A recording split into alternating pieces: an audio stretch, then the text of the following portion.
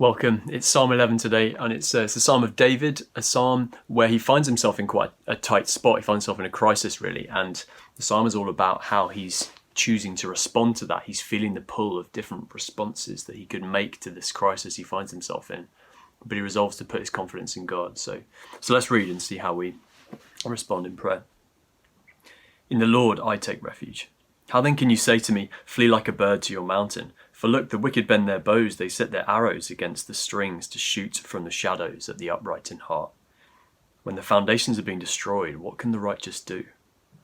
The Lord is in his holy temple. The Lord is on his heavenly throne. He observes the sons of men. His eyes examine them. The Lord examines the righteous, but the wicked and those who love violence his soul hates. On the wicked he will rain fiery coals and burning sulphur. A scorching wind will be their lot.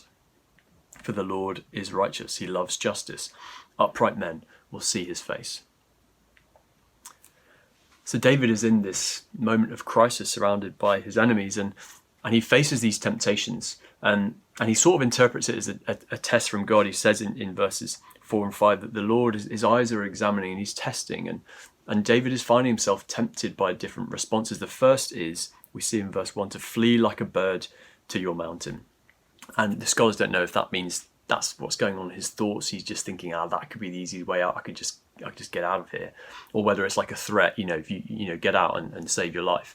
But he's finding himself tempted in the face of his crisis to withdraw. And the other option, I guess, he finds himself faced with is turning to violence, like the wicked, as it's put in verse 5. The other option is to lash out and respond in kind, but the Lord is testing, and he knows that the right response, the response he wants to choose, actually is to take his refuge in God, to take refuge in the Lord, to remember that the Lord is in his holy temple, the Lord is on his heavenly throne, and all this just makes me wonder, how do I respond to moments of crisis, or even just little things that trouble me in life or seem small, when stuff is difficult. Maybe is there an issue that you're struggling with at the moment, and how are you responding? Are you tempted to withdraw? Are you tempted to lash out? Or will we choose to take our refuge in God? So I sort of want to pray that through and think about what's going on in my life and how am I responding?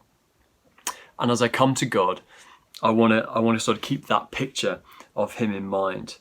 Him in his holy temple, on his heavenly throne, as we're praying about using this thy kingdom come as a theme this week for our prayers. I want to be keeping in mind that picture of God on his throne and bringing the stuff that I'm struggling with to him, bringing it to the king on his throne, knowing that everything in heaven is at his fingertips and that I can trust him and that he sees what's going on. He's a Lord who sees, it says, and he observes the sons of men, verse 4. And with that in mind, knowing that I can come to him and pour stuff out, but also expect to see his kingdom come in these things.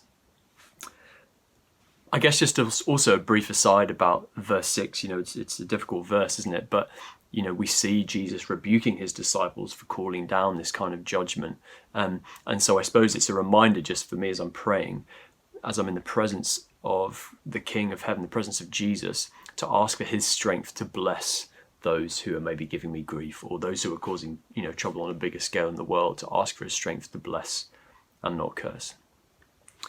But then verse 7, for the Lord is righteous, he loves justice, or that could mean righteous acts, righteous deeds. Upright men will see his face, and it makes me want to pray, Lord, I want to behold your face. That's what I want. That's what I want today. I want to be able to see you clearly throughout today. But it says that actually it's those who do righteous deeds that are the ones who see his face, and it's not like a transactional thing. If I do this, he'll do that. But actually, it's as we are journeying close to Jesus, as I'm following him, as I'm obeying him, as I'm doing the stuff he's calling me to do, that I find myself close to him, that I'm more likely to see his face more clearly. And so, again, it's a prayer. My prayer in response to this is, Lord, what are the righteous deeds, if you like? What does obedience look like for me today? I want to be in your presence, God. I want to behold your face today. Where are you leading me? How can I stay close to you today in the things that you have in store for me? So there you go, a few things to pray, reflecting on how we respond to the difficult stuff of life, taking it to God, coming to the King of Heaven and praying for his kingdom to come in those things. and also just a moment of just praying for, laying the day in front of him and saying, God, where are you leading me today? So there you go, a couple of things to pray. Enjoy. See you soon.